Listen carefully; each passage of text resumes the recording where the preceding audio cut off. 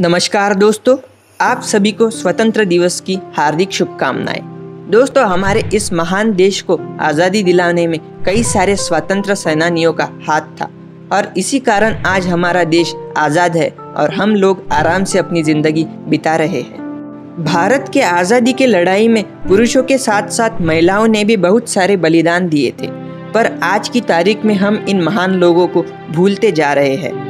इसलिए आज स्वतंत्र दिन के शुभ अवसर पर हम कुछ ऐसे साहसी महिलाओं के बारे में जानेंगे जिन्हें हम भुलाते जा रहे हैं।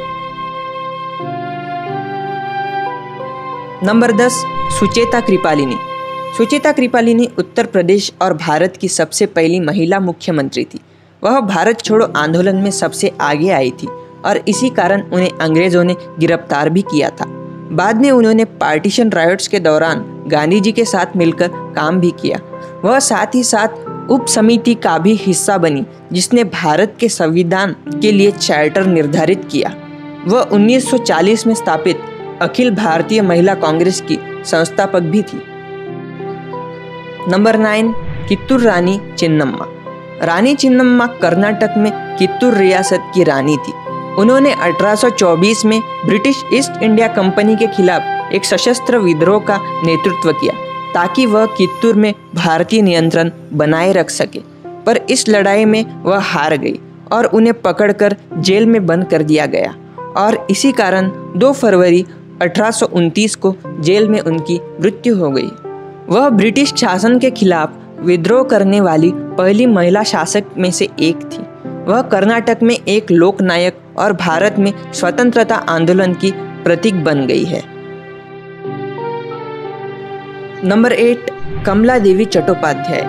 कमला देवी चट्टोपाध्याय एक समाज सुधारक के साथ साथ एक प्रतिष्ठित थिएटर अभिनेत्री भी थी और उन्होंने भारत की स्वतंत्रता की लड़ाई में बहुत महत्वपूर्ण भूमिकाएं निभाई।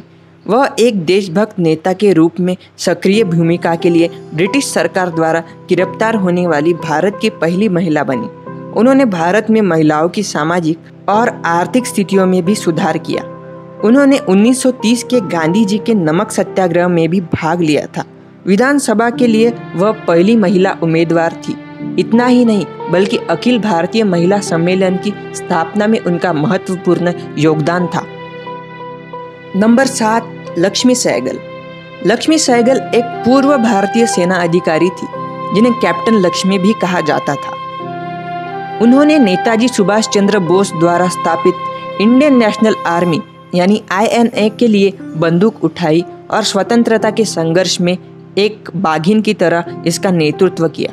वह रानी ऑफ झांसी रेजिमेंट की स्थापना और नेतृत्व करने की इंचार्ज थी, जिसमें महिला सैनिक शामिल थी। INA में शामिल होने से पहले उन्होंने वर्ल्ड वॉर 2 में अपनी भूमिका के लिए बर्मा जेल में सजा काट ली थी और अभी हाल ही में 19 जुलाई 2012 को 97 साल की उम्र में उनकी मृत्यु हो गई। नंबर 6, मूलमती। शायद आप लोगों ने इनका नाम कहीं नहीं सुना होगा, लेकिन इन्होंने राम प्रसाद बिस्मिल की मां के रूप में स्वतंत्रता संग्राम में महत्वपूर्ण भूमिका निभाई। राम प्रसाद 1918 के प्रसिद्ध मणिपुर कॉन्स्पिरेसी केस और 1927 के काकोरी कॉन्स्पिरेसी में शामिल एक क्रांतिकारी थे। 19 दिसंबर 1927 को गोरखपुर जेल में उन्हें गिरफ्तार कर फांसी पर लटका दिया गया था। मूलमती एक सीधी सादी महिला थी। उन्होंने अपने बेटे को आज़ादी के संघर्ष में सहारा दिया और मदद की। साथ ही फांसी के पहले अपने बेटे को देखने गोरखपुर जेल भी गई थी। राम प्रसाद अपनी मां को देखकर रो पड़े। उसने कहा कि उसे उसके जैसा पुत्र पाकर गर्व है। एक सार्वजनिक सभा में एक भाषण में उनकी मृत्यु के बाद उन्होंने अपने दूसरे बेटे का हाथ उठाया और उन्हें स्वतंत्रता आंदोलन की पेशकश की।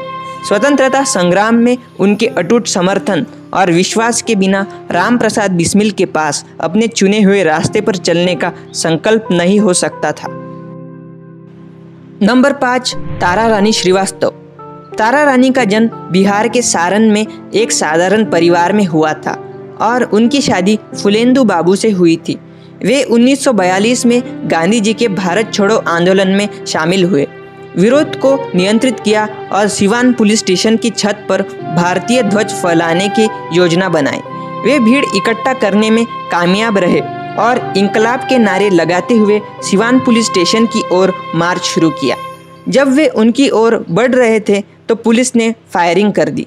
फुलेंदु बाबू मारे गए और ज़मीन पर गिर गए।